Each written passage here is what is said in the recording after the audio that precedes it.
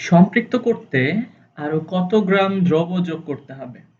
আজকের এই শর্ট লেকচারের আলোচনার বিষয় হলো আমরা যদি কোনো একটা দ্রবণের তাপমাত্রা পরিবর্তন করি তাহলে দ্রবণটা দেখা যাবে সম্পৃক্ত থেকে অসম্পৃক্ত হয়ে যাবে অথবা অতিপৃক্ত হয়ে যাবে।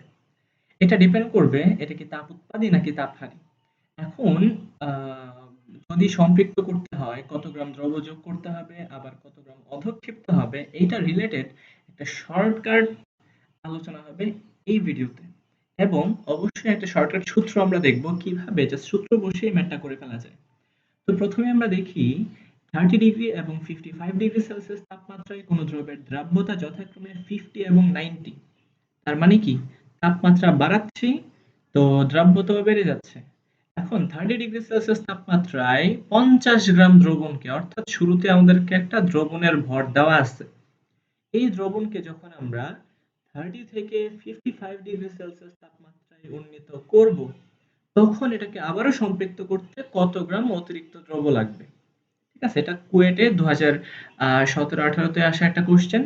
আমরা এটাকে সলভ করি কিভাবে, যে শুরুতে যেটা দেওয়া থাকে যে তাপমাত্রাটা দেওয়া থাকে সেই তাপমাত্রায় আগে আমরা দ্রাব্যতার সূত্রটা বসিয়ে দেই 100 m divided by w minus m।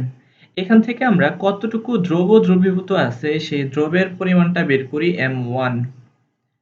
এই m1 টা বের করে এখান থেকে আমরা বের করি তারপর দ্রাবকের ভর w মাইনাস m।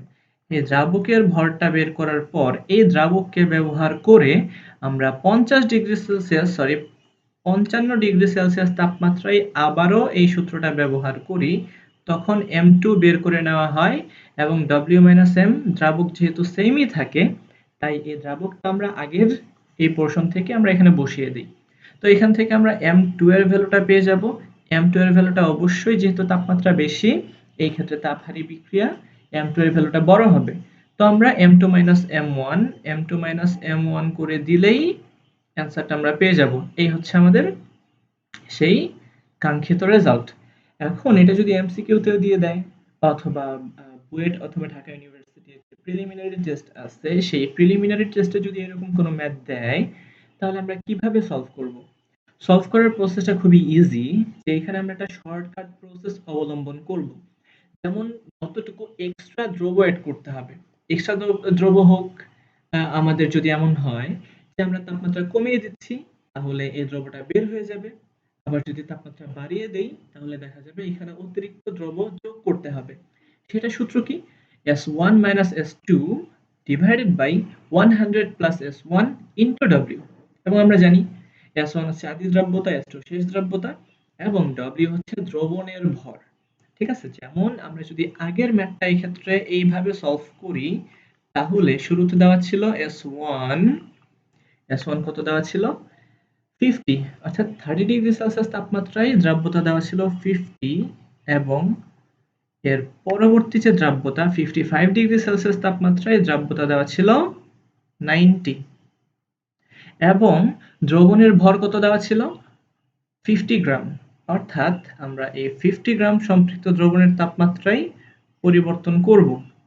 ঠিক আছে, এখন আমরা এই ভ্যালুগুলোকে জাস্ট বসায় দিব যে কতটুকু দ্রব্য অতিরিক্ত অ্যাড করতে হবে, অর্থাৎ যোগকৃত দ্রব্যের পরিমাণ সমান হবে S1 S2। এটা কিন্তু অবশ্যই আমরা একটা মডুলাসের মধ্যে রেখে দিব। আমরা আগের যে ম্যাথটা করেছিলাম সেটাকেই শর্টকাটে এই সূত্রের মধ্যে উপস্থাপন করা হয়েছে।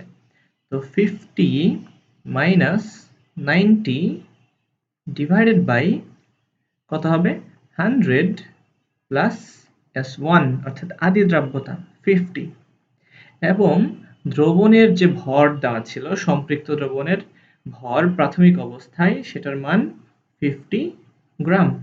তো আমরা যখন এটাকে সলভ করে ফেলবো, অবশ্যই এটা হাতেও করা যাবে ক্যালকুলেটরও করা যাবে, সমস্যা নাই। 50 প্লাস 90 এখানে যদি আমরা ইয়ে করি 40 আসবে আর নিচে আসবে 150 আর এই জায়গাতে কত আসে 50।